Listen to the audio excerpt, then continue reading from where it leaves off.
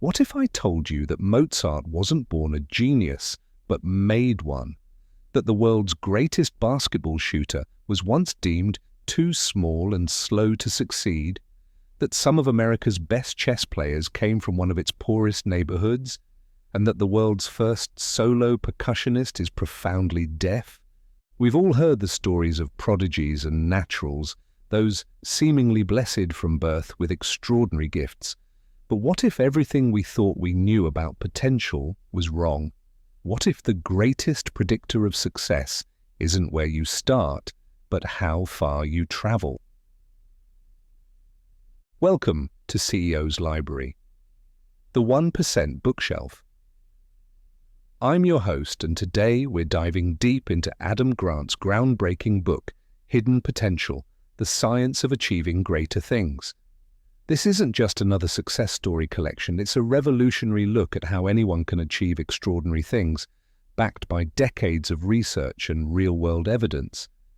In the next 13 minutes, we'll explore the science-backed skills, strategies, and systems that unlock human potential.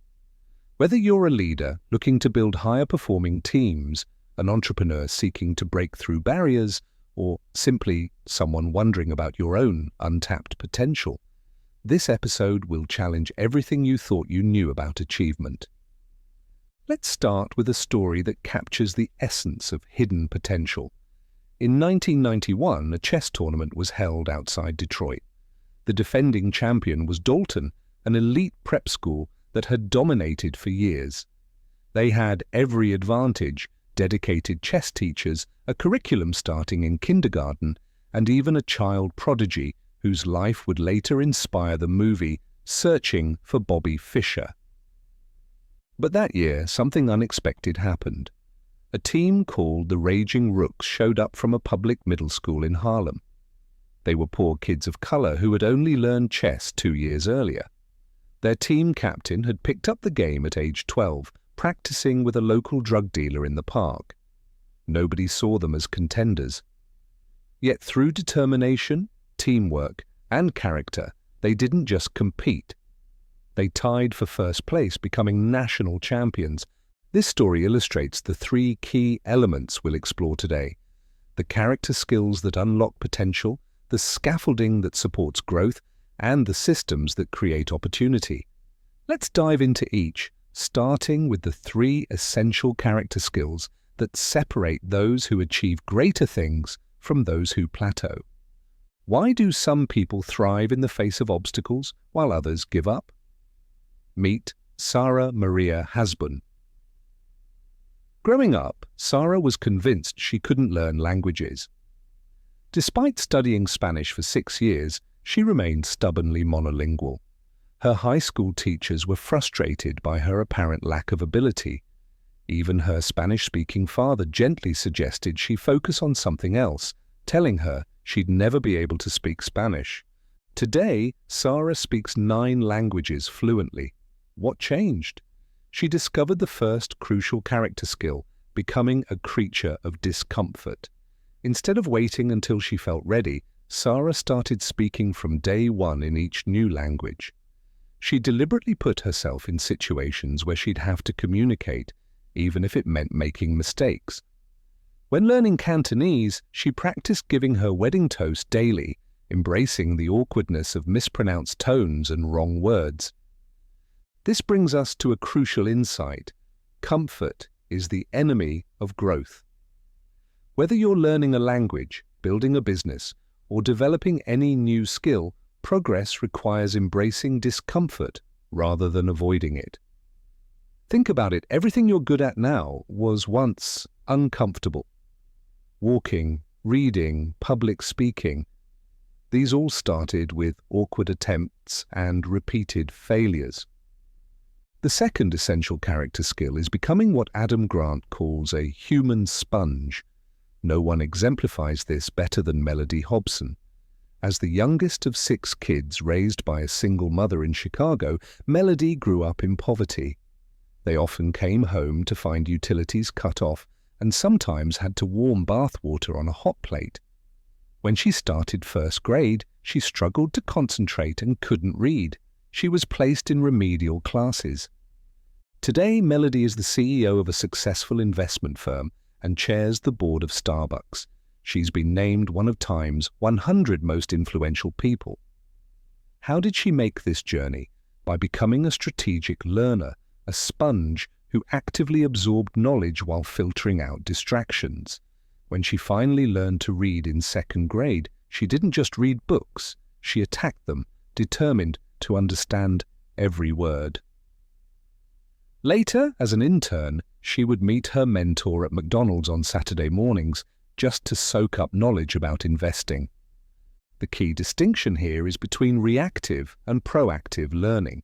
Many people wait for knowledge to come to them. Sponges actively seek it out, but they're selective about what they absorb. They don't just collect information, they process it, filter it, and apply it. The third character skill might surprise you: strategic imperfectionism.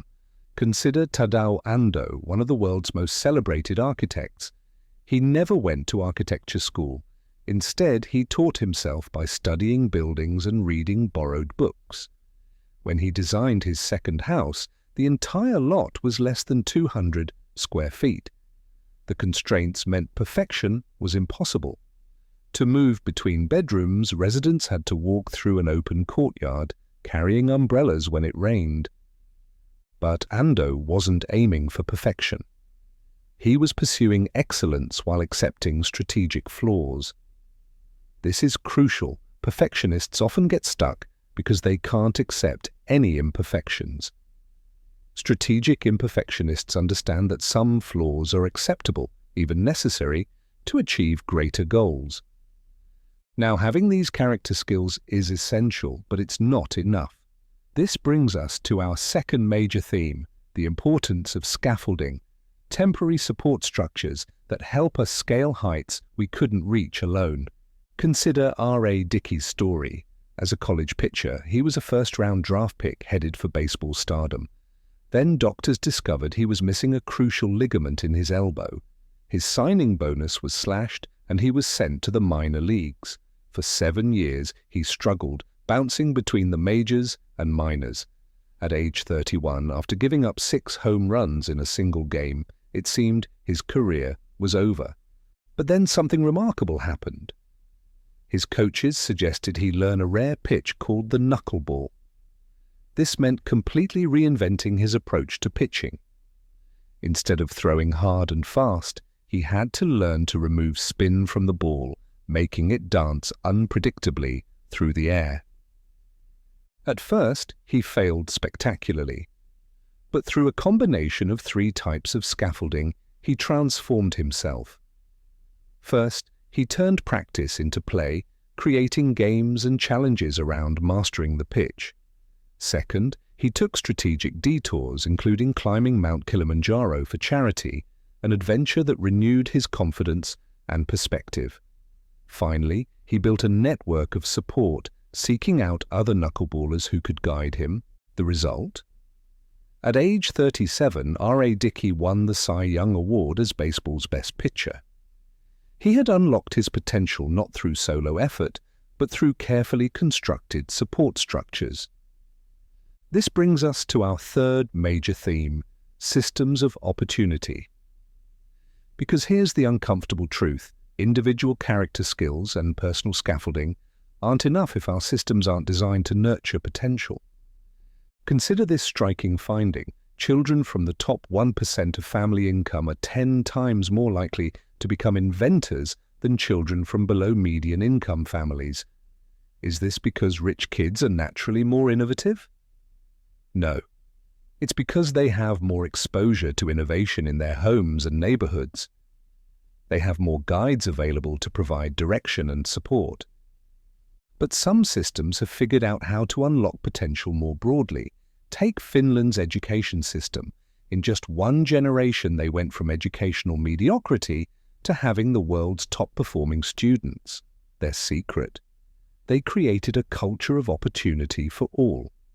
Instead of identifying and investing in gifted students, they assumed every child had potential and designed their system accordingly. Their mantra: we can't afford to waste a brain.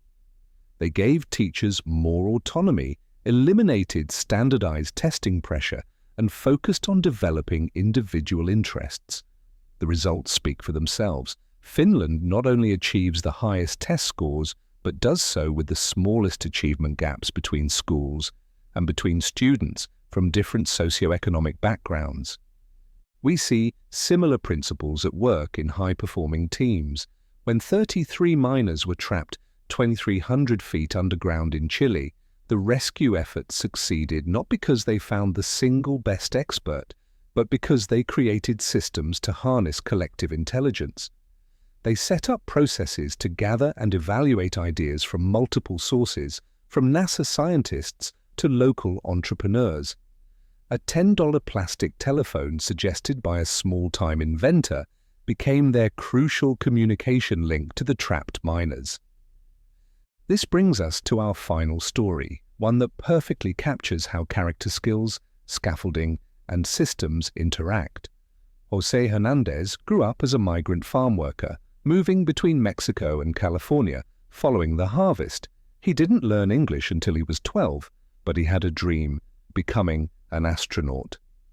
Year after year, NASA rejected his applications, but Hernández kept building his skills, creating his own scaffolding through mentorship and education, and repeatedly testing the system's boundaries.